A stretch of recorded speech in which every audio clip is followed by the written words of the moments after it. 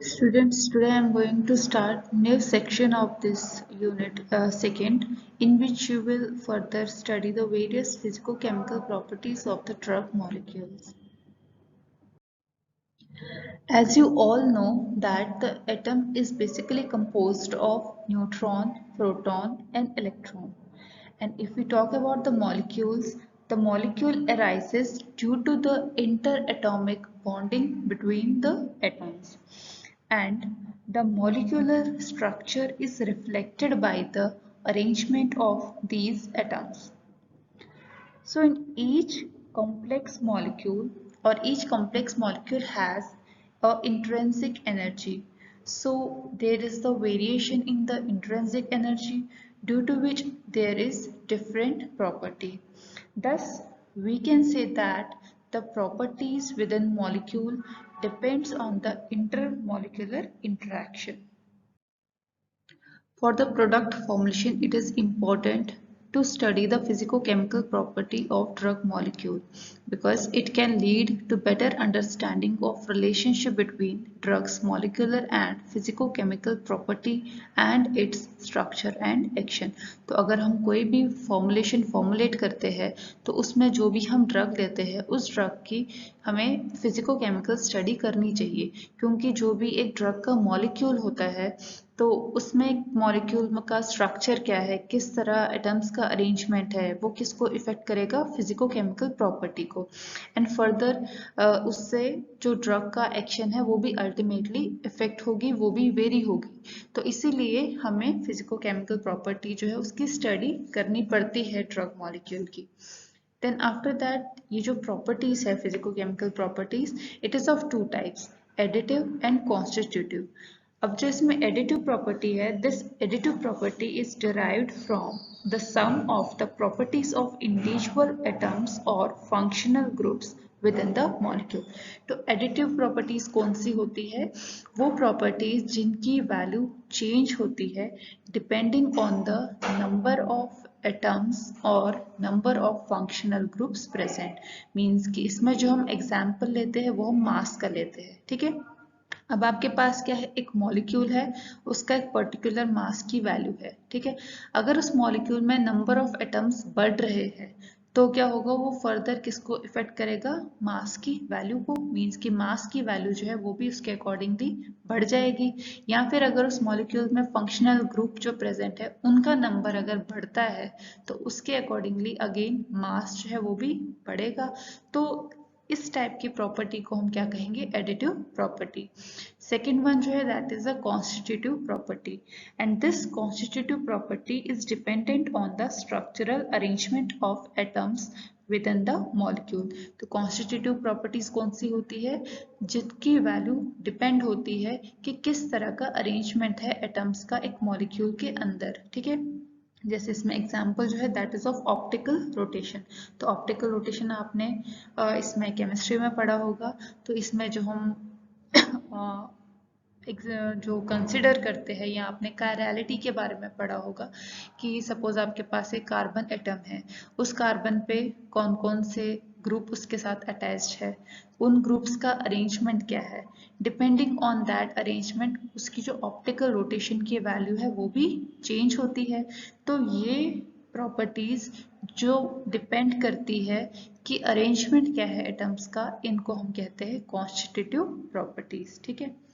अब other than this mass या optical properties, कई ऐसी फिजिकल प्रॉपर्टीज भी होती है जिनमें कि क्या होता है, एडिटिव जो एडिटिव प्रॉपर्टीज है उनको भी हम कंसिडर करते हैं, या जो कॉन्स्टिट्यूटिव प्रॉपर्टी है उनको भी हम कंसिडर करते हैं। मींस कि वो प्रॉपर्टीज जिनकी वैल्यू डिपेंडेंट है बोथ एडिटिव पे भी एंड कॉन्स्टिट्यूटिव पे भी। मींस कि जिनकी वैल्यू डिपेंडेंट है on the number of atoms or number of functional group and also on the arrangement of these atoms। तो इसमें जो एग्जाम्पल है that is of molar refraction. तो मोलर रिफ्रैक्शन शायद आपने पढ़ा हो, जैसे कि कोई भी कंपाउंड है उस पे हम क्या करते हैं, उसका मोलर रिफ्रैक्शन की वैल्यू हम देखते हैं कि कोई भी लाइट जो है उसके ऊपर जब इंसिडेंट होती है तो जो वो लाइट रिफ्रैक्ट होती है वहाँ से, उस रिफ्रैक्टेड लाइट की हम वैल्यू को नोट करते हैं। तो वो जो मोलर रिफ्रैक्शन है दैट इज डिपेंडेंट ऑन कि कितने नंबर ऑफ एटम्स प्रेजेंट है, कितने number of functional groups present है, या उन फंक्शनल ग्रुप्स का क्या अरेंजमेंट है उस मॉलिक्यूल्स में। तो ये जो प्रॉपर्टी है दैट शोज कि ये दोनों पे ही डिपेंडेंट है, या इसमें दोनों को ही हम कंसिडर करते हैं, additive as well as constitutive. So the various physicochemical properties that you will further study in this part of unit are refractive index, optical rotation, dielectric constant, dipole moment and dissociation constant. In properties में से जो dissociation constant है वो मैंने आपको already previous lecture में आपको explain कर दिया है। नाउ जो आपके rest of the physicochemical properties है, you will further study these properties. So the first physicochemical property is refractive index. Firstly, we have mentioned here the light passing theory. तो light passing theory में यहाँ पे दिखाया गया है कि light अगर vacuum से pass होती है तो क्या होगा, जो वो light की speed है वो fast होगी, but वही light जब किसी substance के through pass होगी तो वो light की speed जो है वो slow होगी। स्लो क्यों होती है स्पीड इसकी, इसके पीछे ये रीजन है कि जब भी कोई लाइट किसी भी सबस्टेंस के थ्रू पास होती है, उस सबस्टेंस के जो एटम्स है वो इंटरैक्ट करते हैं with the waves of the light. तो जब वो एटम्स वेव्स से इंटरैक्ट करते हैं, ड्यूरिंग दैट वो एटम्स जो है कुछ एनर्जी को एब्सॉर्ब करते हैं। तो एनर्जी एब्सॉर्ब करने से जो लाइट की वेव्स है वो मॉडिफाई हो जाती है, ठीक है। और ये जो इंटरेक्शन है between the waves and the atoms, it happens throughout the thickness of the substance, ठीक है।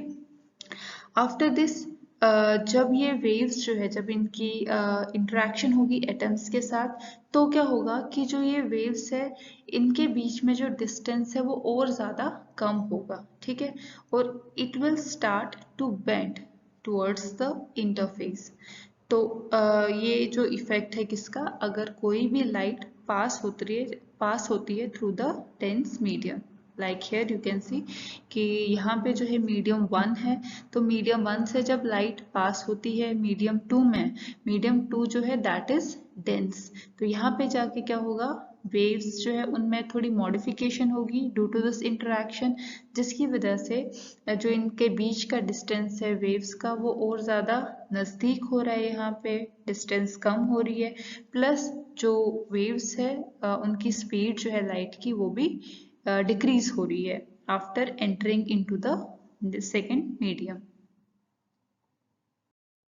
Now the same thing is written here, that when light passes through interface into a denser substance at an angle, one part of the wave slows down quickly, resulting in bending of wave towards interface, and this phenomena is called as refraction. तो इसमें यहाँ पे आप देख सकते हैं कि यहाँ से क्या हो रही है, लाइट रे ऑफ लाइट जो है वो यहाँ पे फॉल कर रही है, यहाँ पे आपका ये सेकेंड मीडियम है, जैसे ही ये लाइट इस मीडियम में एंटर करेगी तो यहाँ पे क्या होगा, इस लाइट की स्पीड जो है वो कम हो रही है एंड इट इज बेंडिंग, ठीक है, थोड़ा इंक्लाइंड हुई है टुवर्ड्स द इंटरफेस। और इस फिनोमेना को जहाँ पे एक रे ऑफ लाइट एक सबस्टेंस में जब एंटर करती है और after entering that substance it follows the same path, उसी पाथ में वो मूव कर रही है बट थोड़ा सा एंगल उसका कम हुआ है, तो that is known as diffraction. अगर इनकेस ऐसा होता कि यहाँ पे रे ऑफ लाइट जब इस सबस्टेंस पे फॉल करती देन वो रे ऑफ लाइट इस अपोजिट डायरेक्शन में मूव करती, उस फिनोमेना को हम रिफ्लेक्शन बोलते हैं, बट यहाँ पे लाइट जो है वो सेम डायरेक्शन में ही मूव कर रही है आगे, तो इसको हम रिफ्रैक्शन कहेंगे। सो नाउ जो अभी हम यहाँ पे फिजिको केमिकल प्रॉपर्टी स्टडी कर रहे हैं that is the refractive index. So on the basis of this अगर हम रिफ्रैक्टिव इंडेक्स कहें कि क्या होता है, it is the value which calculates the speed of light in a material और इन अ सबस्टेंस, मीन कि जब कोई लाइट किसी सबस्टेंस में पास होती है किसी सबस्टेंस के थ्रू, तो वहां पे उस लाइट की क्या स्पीड रहती है, that is known as the refractive index of that substance, और you can also write it as the relative value of the effect of refraction between two substance is given by the refractive index. अब अगर mathematically हमें इसको describe करना है refractive index को, then we describe it on the basis of Snell's law. Snell's law क्या कहता है, यहाँ पे क्या है, n is equal to sine of i divided by sine of r। तो n जो है that represents the refractive index and this refractive index is equal to the sine of i जो है दैट इज दिस एंगल, या फिर इसको हम कहेंगे एंगल ऑफ इंसिडेंस। तो sine of i divided by sine of r is this angle of refraction. ठीक है, तो जो इनकी वैल्यू होगी it will show the value of refractive index, और it can be also represented as the ratio of velocity of light in first medium divided by the velocity of light in the second medium. ठीक है, on the basis of this we can calculate the value of refractive index in mathematical terms. Now it has been studied that there are some factors which affects the refractive index value. ठीक है, तो वो factors कौन कौन से हैं, temperature and wavelength. सबसे पहले अगर हम बात करें, जैसे मैंने अभी आपको कहा कि लाइट जो है that passes from less dense medium to more dense medium. ठीक है, तो इसकी आपकी डेंसिटी जो है वो कम है इस मीडियम की, और ये जो मटेरियल है, ये जो सबस्टेंस है जिसके थ्रू लाइट पास हो रही है, इसकी डेंसिटी ज़्यादा है। सबसे पहले इसमें टेम्परेचर का क्या इफेक्ट है, तो इसमें देखा गया कि जैसे जैसे टेम्परेचर की वैल्यू इंक्रीज होगी, रिफ्रैक्टिव इंडेक्स की वैल्यू जो है वो डिक्रीज हो जाएगी।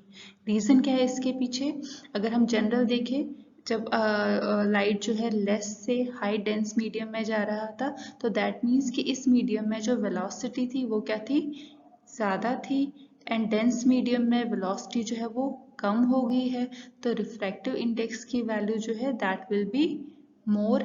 ठीक है, इन नॉर्मल केसेस अगर लेस डेंस से हाई डेंसिटी मटेरियल में लाइट ट्रेवल कर रही है। नाउ अब हम यहाँ पे क्या करें, टेम्परेचर की बात, जहाँ पे हमने कहा कि टेम्परेचर अगर आप इंक्रीज करोगे तो रिफ्रैक्टिव इंडेक्स की वैल्यू जो है वो डिक्रीज होगी। वो डिक्रीज कैसे होगी कि अगर आप किसी भी मटेरियल, कोई भी लिक्विड सैंपल जिसका आप रिफ्रैक्टिव इंडेक्स फाइंड कर रहे हो, जिसके थ्रू आप लाइट को पास करा रहे हो, to find out the refractive index of that material, अगर आप उसका टेम्परेचर चेंज करते हो, सपोज कि आप उसका टेम्परेचर इंक्रीज कर रहे हो, टेम्परेचर इंक्रीज करने से क्या होगा, वो जो लिक्विड सैंपल है उसकी डेंसिटी जो है वो कम हो जाएगी। ठीक है, तो पहला जो आपका फर्स्ट मीडियम था उसकी डेंसिटी भी जो थी वो क्या थी, कम थी, तो दैट मीन्स कि अब आपका रिफ्रैक्टिव इंडेक्स की वैल्यू जो है वो भी डिक्रीज हो जाएगी।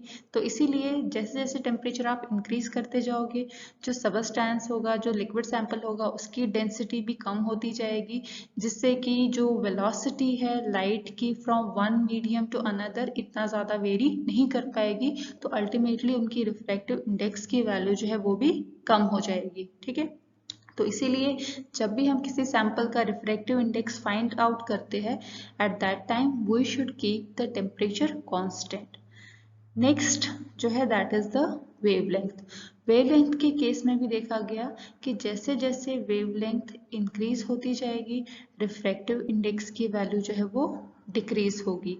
क्यों, क्योंकि जब वेवलेंथ इंक्रीज होती है और जो सबस्टेंस है वो उन वेवलेंथ्स को एब्जॉर्ब नहीं कर पाता, तो जब वो वेवलेंथ एब्जॉर्ब नहीं होगी तो उसमें क्या होगा कि जो लाइट पास हो रही है थ्रू द सबस्टेंस उसमें भी इतना ज़्यादा वेरिएशन नहीं होगा, तो जिसकी वजह से अगेन रिफ्रैक्टिव इंडेक्स जो फर्स्ट मीडियम में है नियर अबाउट सेकेंड मीडियम में भी अप्रॉक्स इतना ज़्यादा वेरिएशन नहीं रहेगा, कम ही वेरिएशन होगा comparatively to the first one, तो अल्टीमेटली रिफ्रैक्टिव इंडेक्स जो है वो भी कम होगा एट द हाई वेवलेंथ। तो अगेन इसीलिए हम एक पर्टिकुलर वेवलेंथ सिलेक्ट करते हैं for the determination of the refractive index of any substance, and that value of wavelength is 589 nanometer. और इस वेवलेंथ को हम क्या कहते हैं? D line of sodium spectrum. Next is the determination of the refractive index.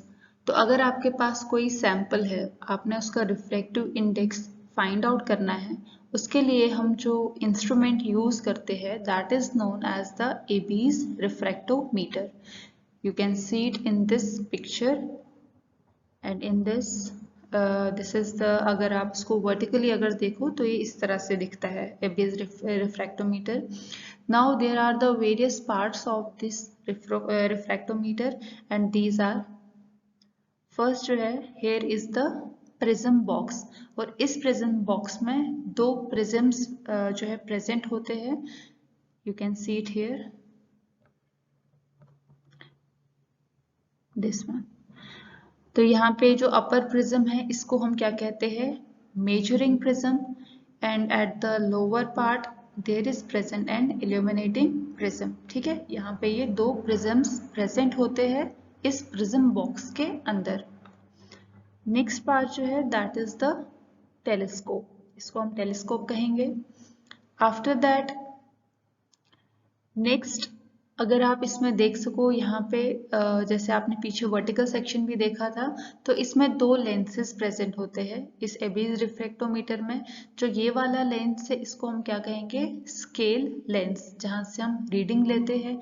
और यहाँ पे दूसरा लेंस भी प्रेजेंट है, it is at this present, जहाँ ये टेलीस्कोप है। और यहाँ पे हम क्या करते हैं? जो भी लाइट रिफ्रैक्ट होती है वो हम इस लेंस के थ्रू देख सकते हैं। आफ्टर दैट नेक्स्ट पार्ट है दैट इज द मिरर। तो यहाँ पे एक मिरर नीचे प्रेजेंट होता है, जिस पे क्या होता है कि जो लाइट है वो पहले इस मिरर पे फोकस होती है, देन फर्दर जो लाइट है इस मिरर पे फोकस होने के बाद फर्दर रिफ्लेक्ट होती है टुवर्ड्स द प्रिज्म। और जो भी आपका सैंपल है जिसका आपने रिफ्लेक्टिव इंडेक्स फाइंड आउट करना है, आप उसकी एक ड्रॉप प्लेस करते हो इस प्रिज्म के ऊपर। देन जो भी लाइट इस मिरर के ऊपर फॉल करती है वो उसको कहाँ की ओर फोकस कर देती है? प्रिज्म की तरफ। ठीक है, then after next is the compensator knob. यहाँ पे कॉम्पनसेटर नॉब प्रेजेंट होता है। कॉम्पनसेटर नॉब जो है वो हम एडजस्टमेंट के लिए यूज करते हैं, कि जब आप एक सैंपल को जब इस प्रिज्म पे यहाँ पे प्लेस करोगे, देन उसके बाद क्या है कि आप दोबारा से इस प्रिज्म बॉक्स को फिक्स कर दोगे, बंद कर दोगे। देन आप इस लेंस के थ्रू जब देखोगे तो आपको एक ब्राइटनेस सी दिखेगी। ठीक है, वो अभी मैं आपको आगे और अच्छे से एक्सप्लेन करूंगी।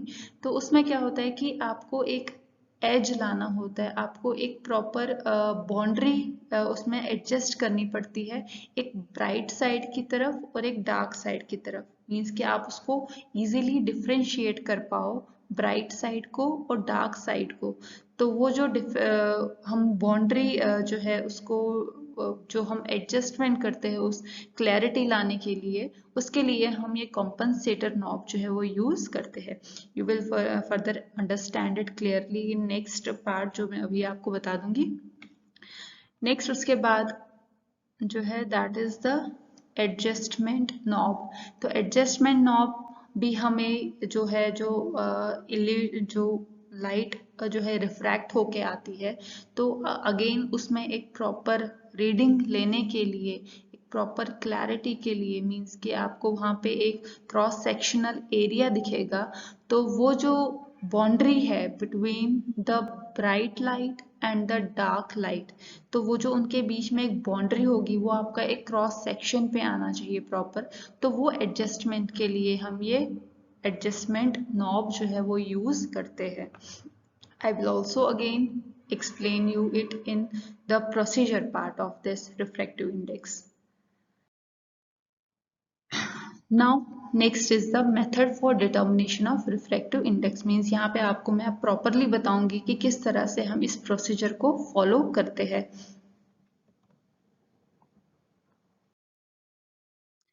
सबसे पहले जो है you have to place a source of light. You can also use proper sunlight, तो ताकि जो है प्रॉपर लाइट आपकी मिरर पे फॉल हो, देन वो लाइट जो है that should focus on the prism. तो सबसे पहले आपको क्या चाहिए, एक लाइट सोर्स चाहिए. आफ्टर दैट आप क्या करोगे, जो प्रिज्म बॉक्स है उसको ओपन करोगे, उसको प्रॉपरली क्लीन करोगे, थॉरोली क्लीन करोगे. Then after you will place the sample over this prism. ठीक है. देन प्रिज्म पे सैंपल प्लेस करने के बाद आप दोबारा से इस प्रिज्म बॉक्स को क्लोज करोगे. यहाँ पे आप एक स्क्रू जो है उसके साथ अटैच्ड है, तो आप उसको दोबारा से टाइट करके इस प्रिज्म बॉक्स को क्लोज कर सकते हो. ओके. देन जब आप प्रिज्म बॉक्स को क्लोज करोगे, देन उसके बाद जब आप टेलीस्कोप के थ्रू देखोगे, आपको इस तरह से एक जो है विजुअलाइज होगा. यहाँ पे आप देख सकते हो कि आपका एक ब्राइटर पोर्शन है और एक डार्क पोर्शन है. ठीक है. बट यहाँ पे क्या है कि इसमें कोई भी मीन्स एक प्रॉपर एज फॉर्म नहीं हुआ है between the bright and the dark portion.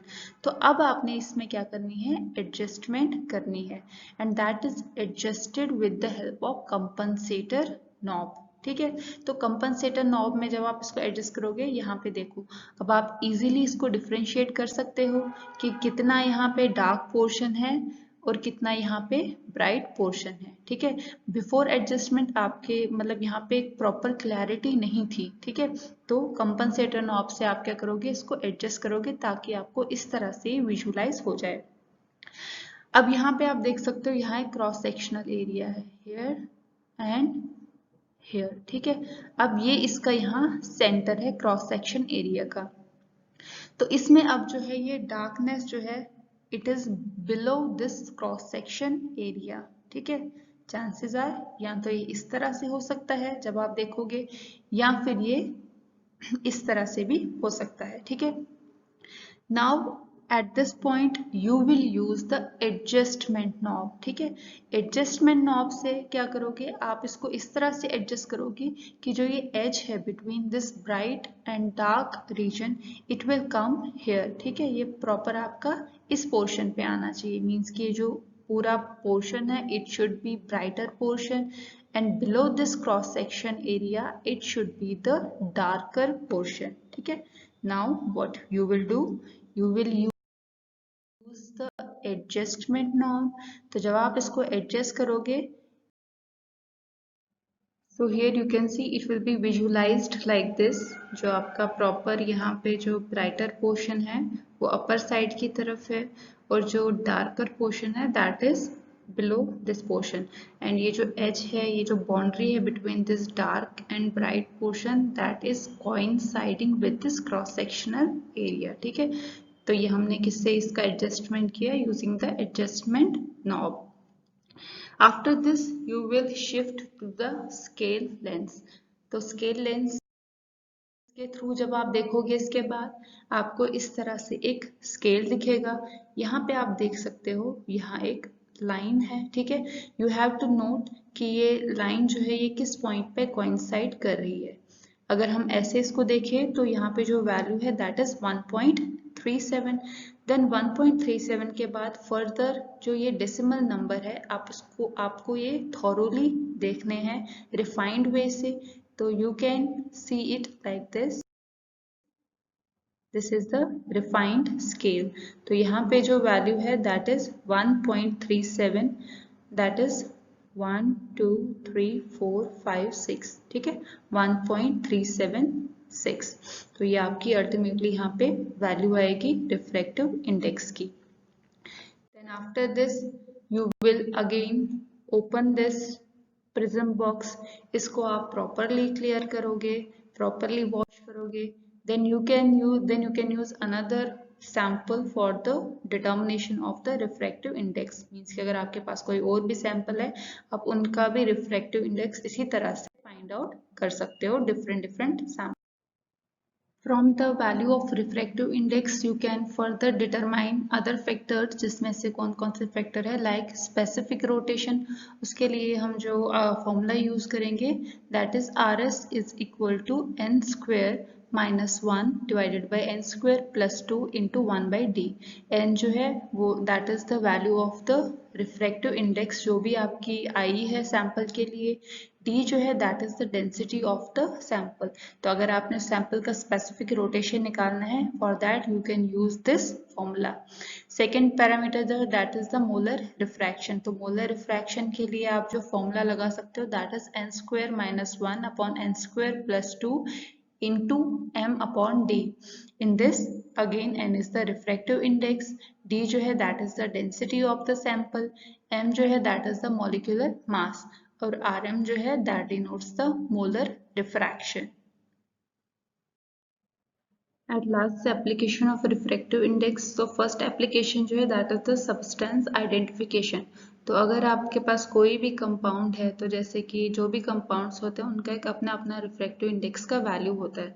तो अगर आपने किसी भी सब्सटेंस या किसी भी कंपाउंड को अपने आइडेंटिफाई करना है तो आप उसका क्या कर सकते हो, रिफ्रैक्टिव इंडेक्स डिटरमाइन कर सकते हो. Based on that refractive index value you can find out that substance की ये कौन सा सबस्टेंस है. सेकेंड जो है that is the purity of substance. Again अगर आपने सबस्टेंस की प्योरिटी चेक करनी है तो उससे वो आप किसके बेसिस पे चेक कर सकते हो, based on the reflective index. Again जैसे कि कोई सबस्टेंस है उसका आपका एक पर्टिकुलर रिफ्लेक्टिव इंडेक्स की वैल्यू होगी, बट इनकेस अगर उसमें कोई इम्प्योरिटी होती है तो हो सकता है उसकी वजह से उसका जो रिफ्लेक्टिव इंडेक्स है वो चेंज हो. तो you can easily find out the whether the substance is pure or not depending on the value of the refractive index. Next जो है that is to determine concentration of substance dissolved in liquid. Means कि अगर आपके पास कोई भी substance किसी aqueous या non alcoholic solution में अगर present है और उस लिक्विड में अगर आपने सबस्टेंस के कॉन्सेंट्रेशन फाइंड आउट करनी है, again you can find out that on the basis of its refractive index, क्योंकि रिफ्रैक्टिव इंडेक्स जो है that is also related with the concentration of the substance. Next जो है that is to determine the dielectric constant.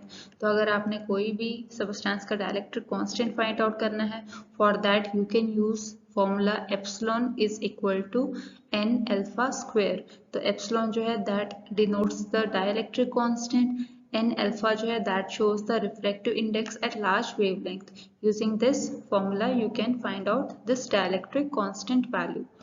The next is to determine molar refraction, which is further used to predict structural feature of molecule. तो आपने अगर molecule का कोई भी structural feature जो है उसकी स्टडी करने हैं तो उसके लिए आपको पहले मोलर रिफ्रैक्शन की वैल्यू चाहिए. तो मोलर रिफ्रैक्शन आप फाइंड आउट कर सकते हो, अभी पीछे मैंने आपको उसका जो है फॉर्मूला बताया है. तो using that formula you can calculate the value of molar refraction of that substance. Then further you can predict the structural feature of that molecule. So these are the various application of the refractive index. So that's all about the refractive index, and in the next lecture we will further discuss rest of the physicochemical properties.